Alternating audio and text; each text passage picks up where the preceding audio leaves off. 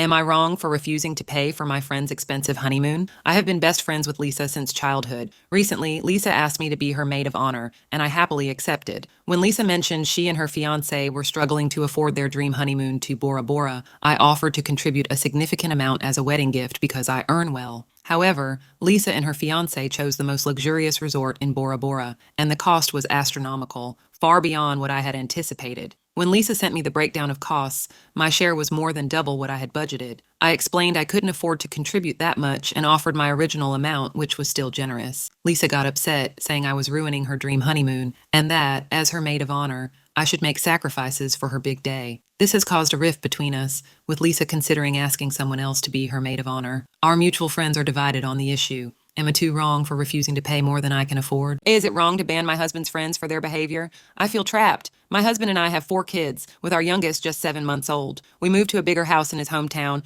which seemed perfect until his childhood friends started visiting daily. I told him I was fed up, so he began going out constantly, causing many fights. After threatening to leave, he promised changes and mostly stopped going out. Now his friends John, Cindy, and Ben visit often. They frequently say, "Fuck those kids," and my husband, who once defended the kids, now stays silent. This has affected his patience and behavior with our children. Last night, Ben screamed abusive things at his daughter over the phone, then said, "Fuck them fucking kids." I confronted him, calling it abusive, and told my husband I don't want these people around our kids. My husband agrees Ben was over the top, but thinks John and Cindy are joking. I argued that joking about hating kids is unacceptable, and I don't want any of them around. He thinks I'm controlling and trying to isolate him. Am I the asshole? Is the camp counselor bullying my daughter? My 12-year-old daughter, Gabrielle, loves her coding and robotics day camp, but recently became less enthusiastic. She finally revealed that her camp counselor has been mean, criticizing her work, kicking her day bag, reprimanding her for small things, and picking apart her lunch. I pack her a standard lunch, but the counselor branded it unhealthy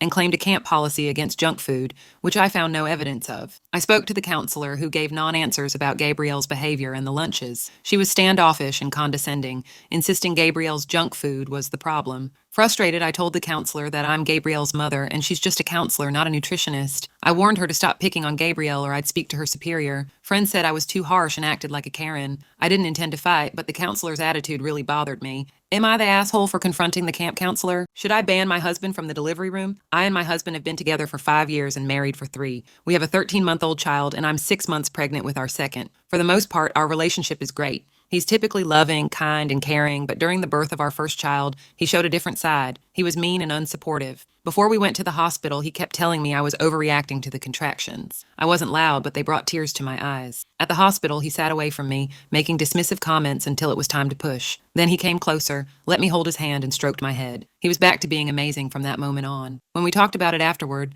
he said he was just stressed and didn't mean to make me feel neglected. Now, with our second child on the way, I don't want him in the delivery room. I want him to come in after. I can't handle the pain and feeling neglected again. He says I'm just trying to punish him for last time. Was I wrong to enforce my husband's baby rule? I gave birth to our daughter 2 weeks ago, and my husband is showing signs of postpartum anxiety, refusing to acknowledge it. I have postpartum depression, and when I vent, my husband makes it about him. We've decided on therapy to work through our emotions. Before birth, my husband promised to take me to see my mom weekly, as he convinced me to move 2 hours away. Now his anxiety has him banning visitors and car trips with the baby. Yesterday, while nursing, my mother-in-law showed up unannounced. My husband welcomed her, but I reminded him of his no visitors rule. He insisted it was fine, but I enforced the boundary. No visitors means no visitors, including his mom. She protested, and I suggested outdoor visits next time, emphasizing the need to call first. My husband is furious, saying I embarrassed him and acted ignorantly. I argued that I was enforcing his boundary to avoid hypocrisy, especially after my traumatic birth. He's now not speaking to me. Am I wrong? Was I wrong to speak harshly to a stranger's child in the hospital? I've been in the hospital for days with my grandmother on life support, running on 6 hours of sleep. I brought my 4-month-old baby briefly, staying in the waiting room to avoid ICU germs. Another family was there with a little girl who started taking my niece's dolls and being disruptive. She then began pulling toys from my baby's hands, and despite her mom's distant calls to stop, she didn't. When she roughly tried to pull my baby's fingers off a toy, I loudly told her, "No, this isn't yours. Go back to your mom." The girl cried, and her mom got angry, telling me I had no right to speak to her child that way.